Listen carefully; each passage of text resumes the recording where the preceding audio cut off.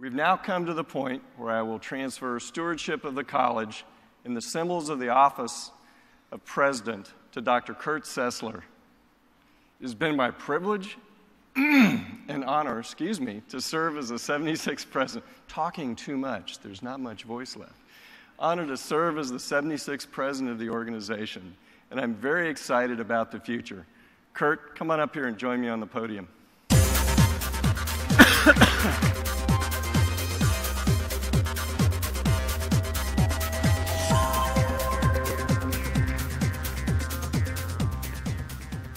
Kurt, the attentiveness and thoughtfulness you demonstrate will serve you well as you guide the organization forward.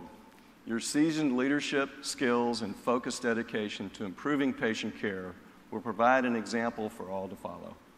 It is my great pleasure to welcome you as the 77th president. All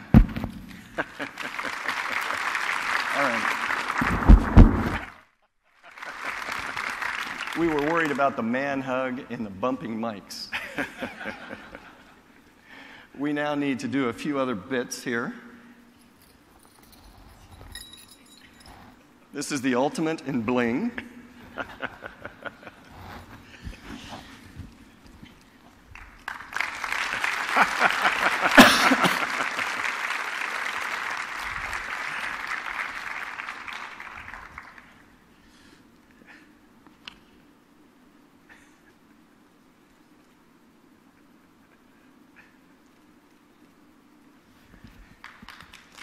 Have a good time. Thank you.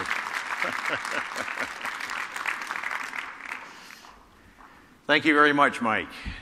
I am proud and also very humbled to follow in the line of great distinguished physicians who have served as presidents of CHEST, including my colleague and good friend, Mike Baumann. Please, another round of applause for Dr. Baumann.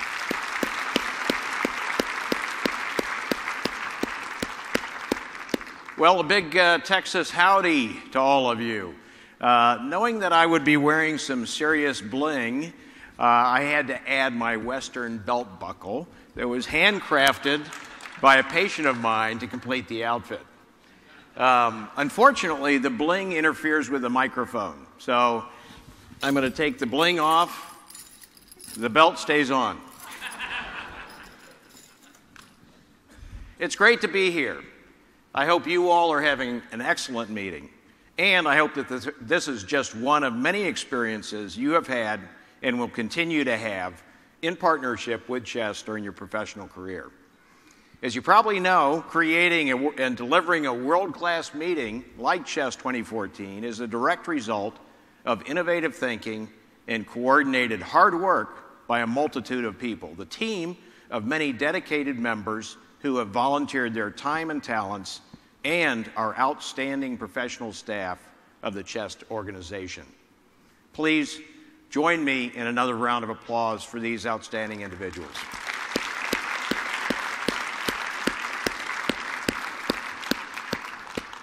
So who's the new guy? Well, I grew up in Ohio, attended Miami University in Oxford, Ohio, and the University of Cincinnati College of Medicine, where something very important occurred other than getting a great medical education. I met someone special, a classmate, and now my soulmate and wife of 36 years, Pam Kaiser. I love you. Thank you for everything. We fled the Ohio winters, not that they're that bad, but to Wake Forest University in North Carolina, where we completed our residencies and made our way to Richmond, Virginia for my fellowship in pulmonary and critical care medicine at the Medical College of Virginia, and we decided that we liked it there and have stayed. Richmond and the Central Virginia area are home to me and my family, including 3 incredible kids, Lee, Drew, and Claire, who have all graduated from college, and I enjoy saying this, as all parents do, are all gainfully employed across the country. Love you guys. For nearly 30 years, I've had the good fortune to work at a medical center, the Virginia Commonwealth University, that thrives on good teamwork, collegiality, and innovation to achieve great things, including superb patient care, world-class education, and cutting-edge research.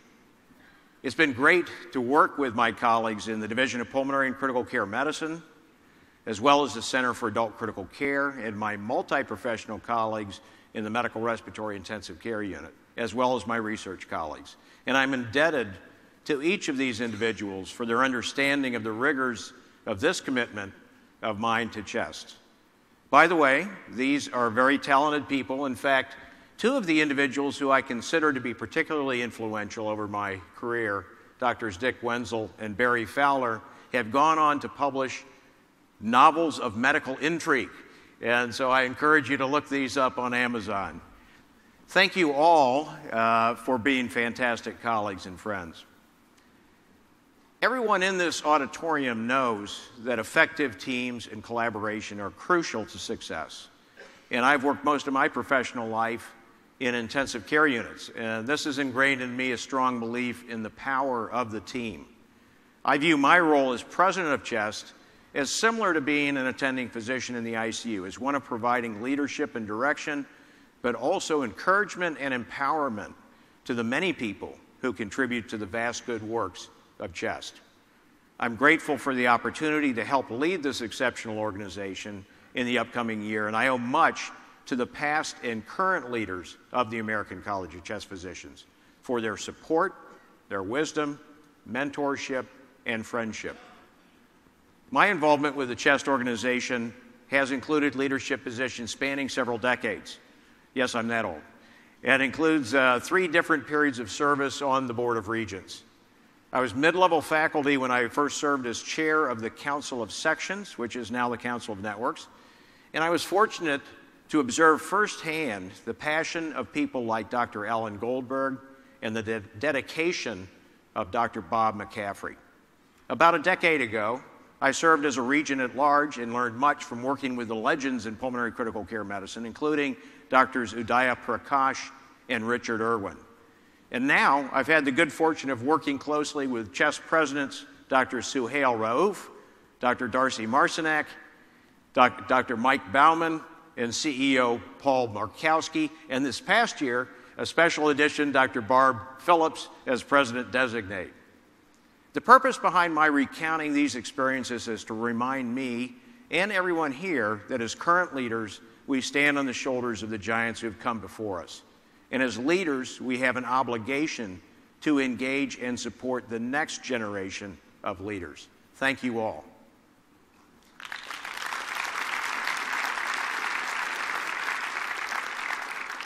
So what am I passionate about, and what do I see as great opportunities in the upcoming year for CHEST, and for all of you as members and friends of CHEST?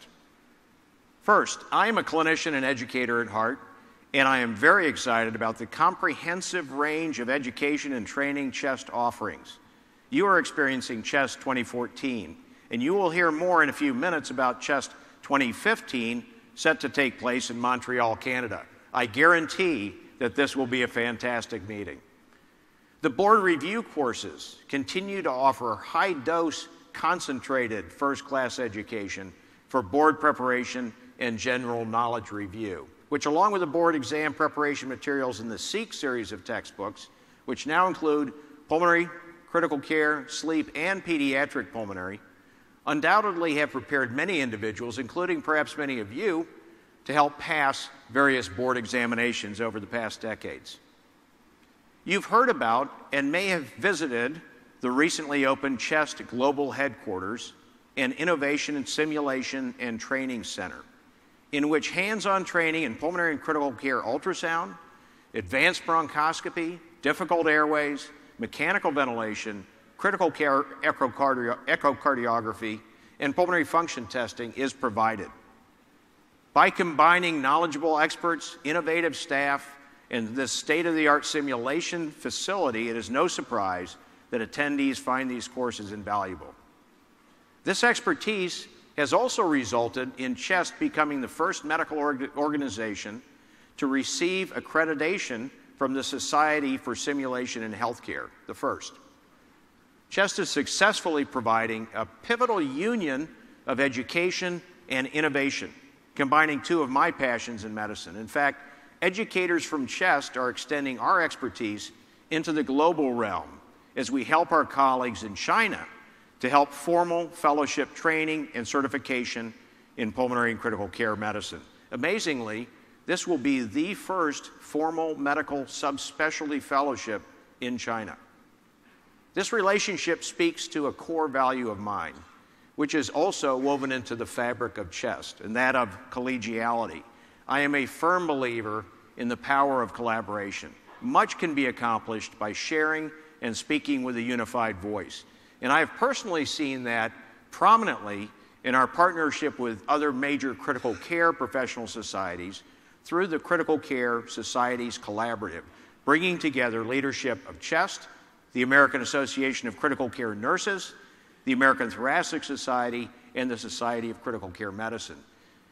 We are together tackling key problems such as caregiver burnout in the ICU, critical care training and competencies, workforce shortages, research priorities, and clinical practice issues such as choosing wisely in the ICU.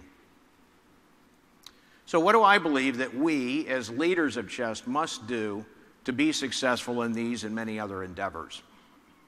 We must continue to lead in knowledge creation, interpretation, and dissemination by supporting clinical research, developing world-class guidelines, and publishing an industry-leading journal, CHEST, which now enjoys its highest ever impact factor of 7.1, putting it amongst the top 3 journals in both pulmonary and critical care categories, and this under the able leadership of Dr. Richard Irwin and Steve Welsh. We must continue to help those who are less fortunate than we are. The American College of Chest Physicians has a long history of supporting people in need. In particular, the Chest Foundation, which you've heard about earlier, the philanthropic arm of CHEST, has provided since its inception in 1996 nearly $9 million in community service and research grant support and awards for a diverse range of programs, from critical care family assistance programs to staffing a tuberculosis clinic in Uganda to research in pulmonary thromboembolism. You've heard from John Studdard about the 4 primary areas of support for the CHEST Foundation: community service and humanitarian programs, youth tobacco prevention programs, patient and public education, and research grants and awards. And I urge you to get involved in the CHEST Foundation. We're here to help you, our frontline chest medicine professionals, as you meet the many challenges of providing optimal care to your patients. The events of the past several weeks have certainly illustrated the unexpected nature that these challenges can assume. We strive to provide forward-thinking programs, a forum for exchange of ideas, and opportunities to gain new knowledge and skills to help you and your patients. We must help lead the team. We should seize opportunities to help educate and train our advanced practice provider colleagues and to collaborate with our partners in clinical care, respiratory therapists, pharmacists, ICU nurses, and others. How do we do all this? We listen. We listen to the wisdom of individuals who've come before us. We listen to the needs and ideas from our members, particularly our frontline clinical care providers, and we anticipate the needs of our future generations. I won't tell you how many years ago this was, but I joined the American College of Chest Physicians during my internal medicine residency. And I hope many of you in the audience are residents and fellows who are just now embarking on a fantastic journey in pulmonary critical care and sleep medicine. I am committed to growing our assemblage of dedicated chest volunteers who are enthusiastic about contributing their time and talent in many different ways that ultimately help us deliver the best care possible to our patients. And I seek to continue the tradition of CHEST as a welcoming home to all members, a place for continued professional growth and goodwill. I'm grateful for the opportunity to work closely with a remarkable leadership team: President-elect Dr. Barbara Phillips, President-designate Dr. Gerard Silvestri, past President Dr. Michael Baumann, and CEO Paul Markowski, along with an outstanding Board of Regents and other volunteer groups, and our superb CHEST staff.